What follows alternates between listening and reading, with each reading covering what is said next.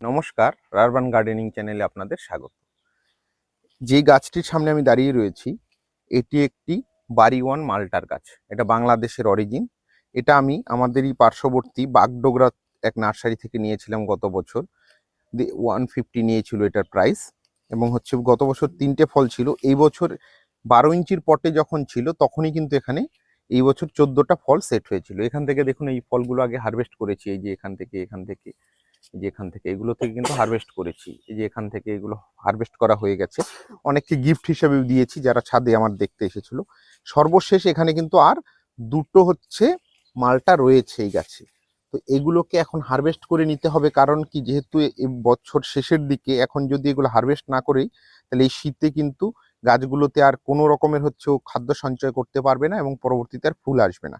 তাই এই দুটোকে এখন শেষ যে দুটো আছে সেটাকে কিন্তু আমি এই যে হারভেস্ট করে নিচ্ছি।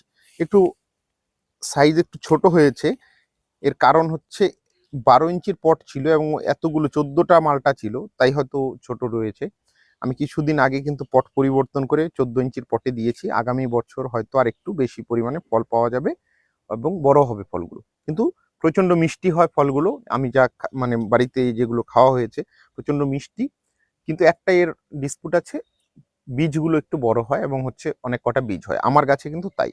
অনেকে বীজটাকে বীজগুলো ছোট করার জন্য বা বীজহীন করার জন্য হয়তো বিভিন্ন মেডিসিন বা হরমোনাল ইউজ করে থাকেন, সেটার দিকে আমি যাই না।